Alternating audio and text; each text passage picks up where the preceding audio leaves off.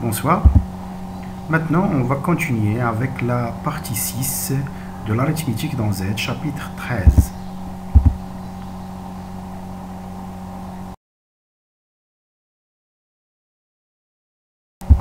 Donc, le PGCD et le PPCM de deux entiers. L'ensemble des diviseurs communs à A et B admet un plus grand élément noté, soit PGCD de AB, soit on met la deuxième notation AVB, 20 premiers jours. Donc l'ensemble des multiples A et B admet un plus petit élément noté PPC de A et B, ou bien la deuxième notation AVB. On va désigner, on désigne par NZ ou bien on note NZ l'ensemble des multiples de N dans Z. Déjà les définitions que nous avons commun. La deuxième propriété qui utilise l'algorithme d'Euclide pour déterminer le PGCD. Déjà que nous avons la décomposition en fraction rationnelle, la décomposition en facteur premier de A et B, ou que déterminer après le PGCD et le PPCM. D'abord, on va voir une deuxième méthode liée à l'algorithme d'Euclide pour déterminer le PGCD de deux nombres.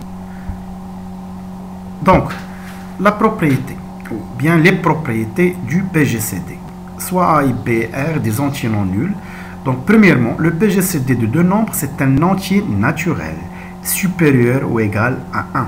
Le PGCD est toujours supérieur ou égal à 1. Donc, le cas où le PGCD de A et B est égal à 1, on dit dans ce cas que A et B sont premiers entre eux. Donc, deuxième propriété, le PGCD de A et B et le PGCD de B et A sont égaux. C'est-à-dire, le PGCD est permutatif. Propriété suivante, le PGCD de A et A est la valeur absolue de A. Le PGCD est toujours positif, donc le PGCD de A ou C toujours égal à la valeur absolue de A. Autre propriété, le PGCD de A et B, le PGCD de moins A et B, le PGCD de A et moins B, ils sont égaux. La propriété suivante, si B divise A, si B divise A, automatiquement, le PGCD de A et B est la valeur absolue de B. La propriété la plus importante est la suivante. Si A égale BQ plus R, si on effectue la division euclidienne de A sur B, et on trouve A égale B fois un quotient Q plus un reste R, alors le PGCD de A et B égale au PGCD de B et R le reste. Donc il y a la propriété qu'on va l'utiliser pour déterminer le PGCD en utilisant cet algorithme qui s'appelle l'algorithme d'Euclide.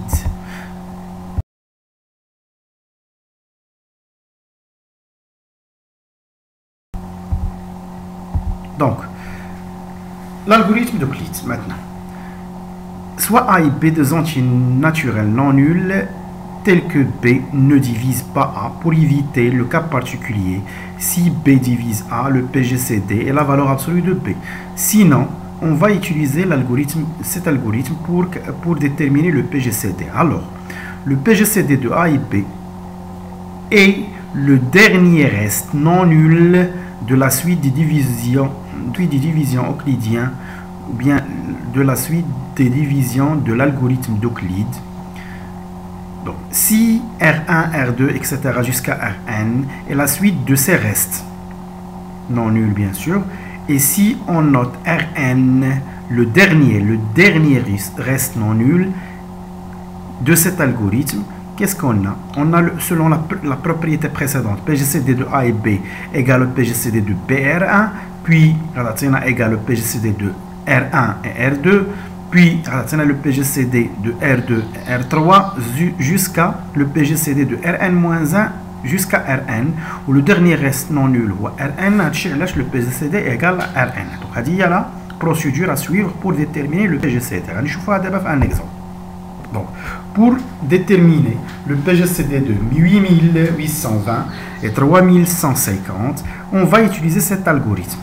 On prend 8820 on effectue sa division euclidienne sur 3150. Qu'est-ce qu'on va trouver? On va trouver que 8820 égale 2 fois 3150 plus 2520. Donc le premier reste est 2520. On va prendre B, les watts 3150. On effectue sa division sur 2520. On va trouver 3150 égale 1 fois 2520 plus 630. Le deuxième reste est 630. On va prendre maintenant R1, les watts 2520. On effectue sa division euclidienne sur 630. On va trouver 2520 égale 4 fois 630 plus 0. Donc on a un reste nul. Donc le dernier reste non nul, 630. Donc c'est le PGCD.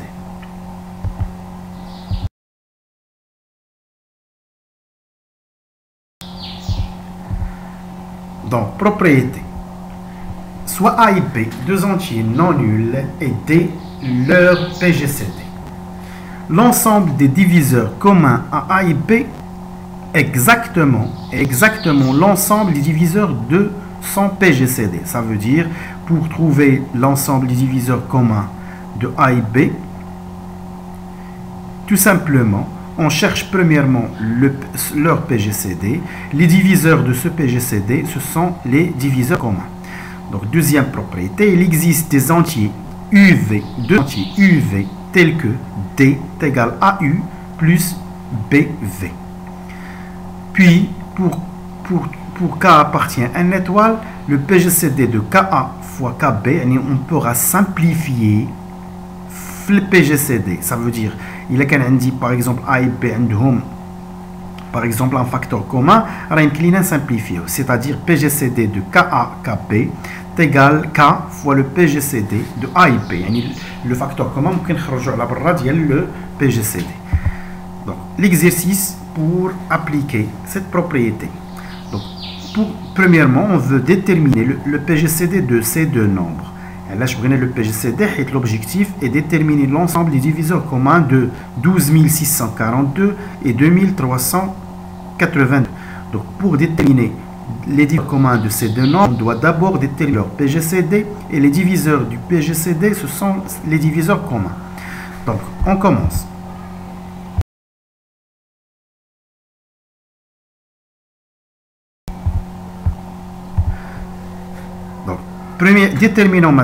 Premièrement, déterminons le PGCD de ces deux nombres. On prend 12642, effectuons la division euclidienne sur 2382. On va trouver 12642 égale 5 fois 2382 plus 732. Le premier reste est 732. On effectue la division de B sur 732, ça veut dire on effectue la division euclidienne de 2382 sur 732. On va trouver 2382 égale 3 fois 732 plus 186. C'est le deuxième reste. On prend 732 divisé sur 186, on va trouver la troisième qui va nous donner le reste suivant qui est 174. On prend 186 divisé sur 174, on va trouver le reste suivant est 12. On prend 174 divisé sur 12, le reste suivant est 6. Ici on prend 12 divisé sur 6, on va trouver 12 égale 2 fois 6 plus 0. C'est un reste nul, donc le dernier reste non nul est 6. Donc les diviseurs du 6 sont 1, 2, 3 et 6. C'est exact, ce sont les nombres qui sont aussi des diviseurs communs des deux nombres choisis dans cet exercice.